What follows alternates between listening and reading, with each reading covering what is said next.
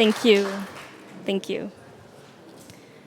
So last year, when I started researching this topic of cyberfeminism, I met up with a friend of mine who's kind of in a similar area of research. And I told her about this new research interest of mine. And to my surprise, she really didn't seem too convinced, like at all. And mind you, this is someone who also works in feminism and digital technologies. And she asked me, well, why? Why should we bother with cyberfeminism? Why should we just not move on with movements that are kind of similar? You know, it's kind of old, let's move on from it. And that question and this attitude kind of stuck with me. And I thought, well, apparently not everyone sees the same opportunity that I saw in cyberfeminism.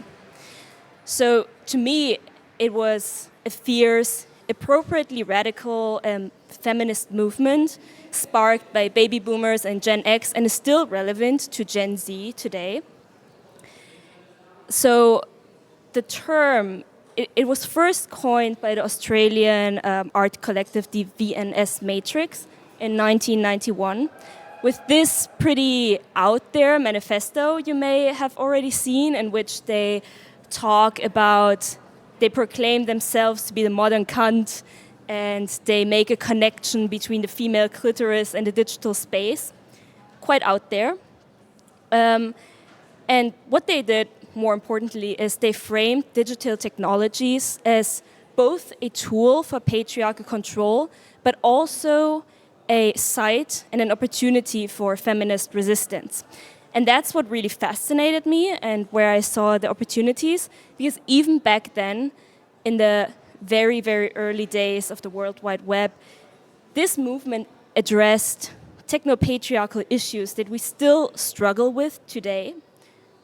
So we have algorithmic biases, the marginalization of women in tech development, most recently in AI. The fact that technology is continuously ruled by men, now even worse by like tech billionaire conservative men. You know, I don't think I need to elaborate on that. So this is highly relevant. So how could my friend be just ready to move on from this amazing legacy? And that moment made me realize, well, okay, there's a problem with cyberfeminism. A reason why it doesn't feel as relevant today as it did at its explosive and deeply impactful beginnings, where we had like women like Donna Haraway being connected to it. So normally, this would be the part in a talk where we define our terms. I kind of talked about, you know, its beginnings and what's kind of about, but we need a definition to move on, right? But, well, that's exactly where the problem lies. The question, what is cyberfeminism? That's where it all starts, the lack of a clear definition. So to get to the bottom of this problem, I started diving into the trajectory, the history of cyberfeminism, because I believed, okay, if I go back far enough, I will understand at some point, right? So there's two main things I realized by going back. The first one is there was a plateau in the movement, in the importance of the movement, the popularity of the movement in the early 2000s. The second one was that the definition of cyberfeminism was and is still widely debated. And I've kind of, at this point, started to connect the dots, and we're like, well, there must be a connection to that, right?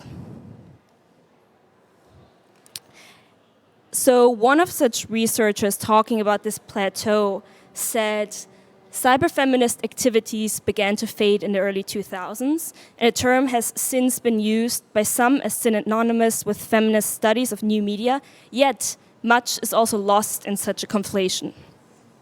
Kind of proves my point. And I've read a lot of such like quotes and papers about it, but no one could give some kind of data and some kind of numbers, and I believe that helps a lot with such such quotes.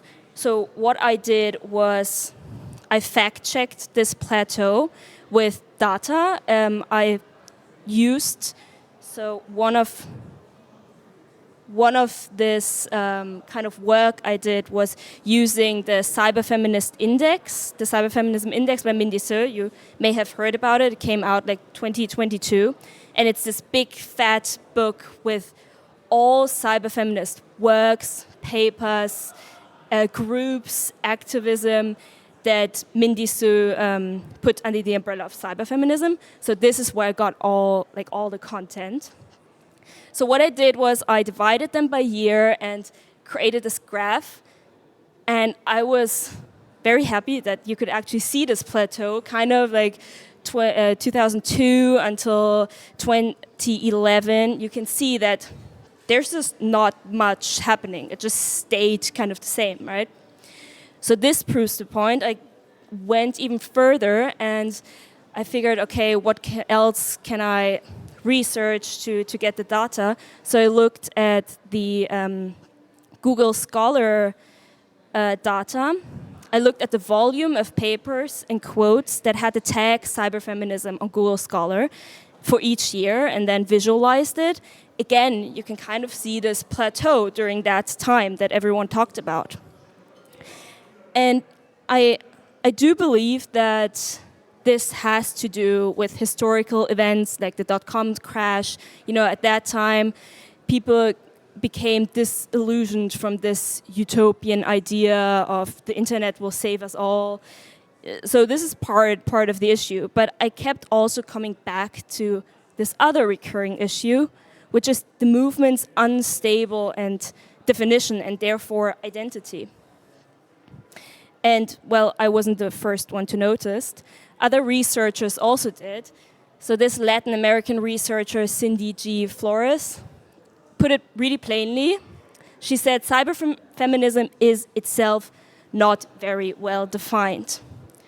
We'll keep going with a cyberfeminist critic, Alexander Galloway, who said, despite international recognition, cyberfeminism remains a highly problematic theoretical framework.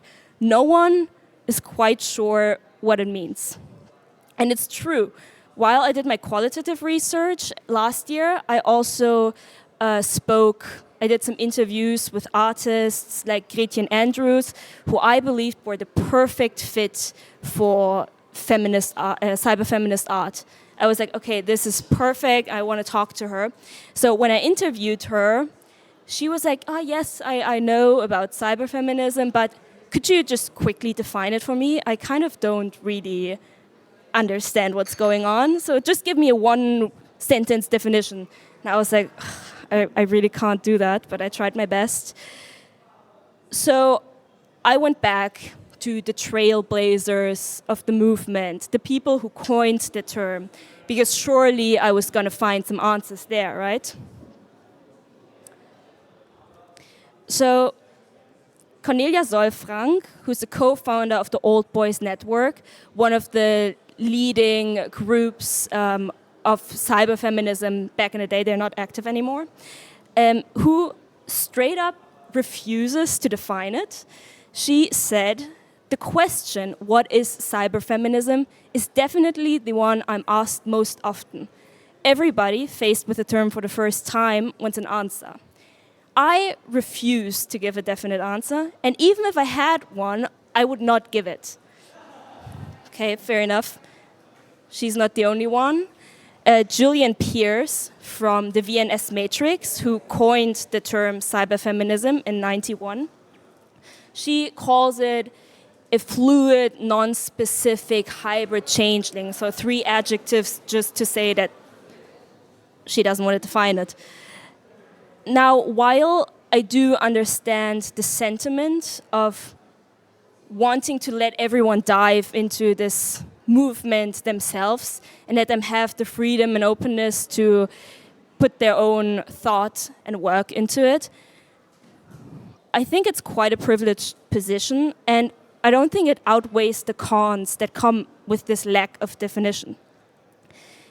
And apart from that, I think I would agree with all of these statements a little bit more if the terms they use and the things they say wouldn't contradict so much. So let me explain. So she, right there in the beginning, says it was never meant to be a defining campaign or defining manifesto, right? So I thought, okay, let's go back to the dictionary, good old dictionary. This is where we go to if we want like a very definite answer. And because I didn't get it from them, I wanted something that's very clear and to the point. So a manifesto, by definition, is a clear statement of intent. And here in the Oxford Learner's Dictionary, it says manifesto is a written statement in which a group of people explain their beliefs and aims, especially one published by a political party, to say what they will do if they win an election. And even more interestingly, if we look at the background or the roots of the term, the Latin roots of manifestos, it means obvious. So I wonder, how can something be obvious and undefinable at the same time, right? This is not the only contradiction I found. Ivonne Foat, another member of the Old Boys Network, once said that cyberfeminism is a myth. But she clarifies, luckily, that cyberfeminism as a myth is not intended to mystify it. So I wondered, well, what does a myth do if not mystify, right? Again, I went back to the dictionary to try to find some answers.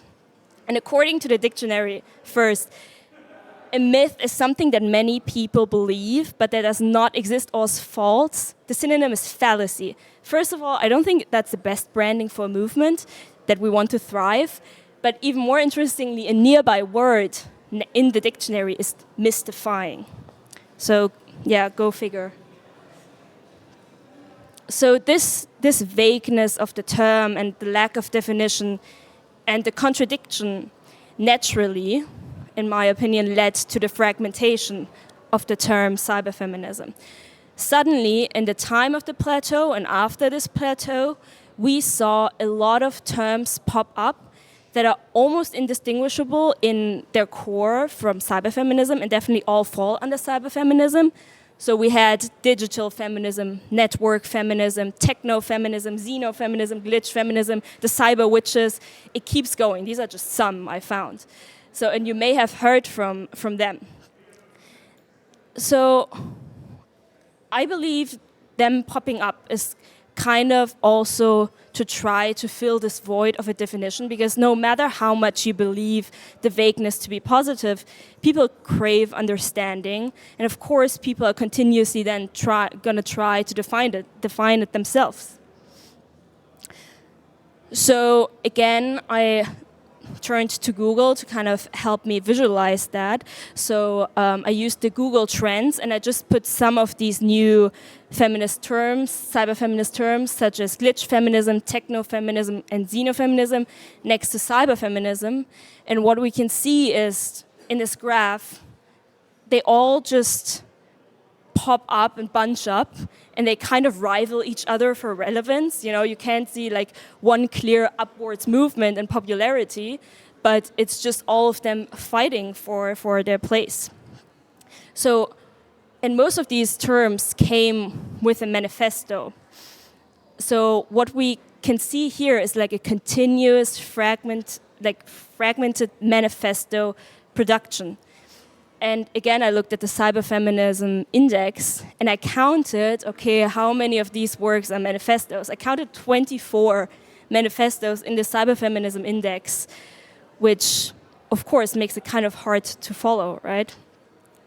And I do believe that the subcategories show the richness of this discourse, but they also explain the plateau that we hit in the early 2000s, and even explains why until today I have my friend or the artist I talked to just not know what to make out of cyberfeminism.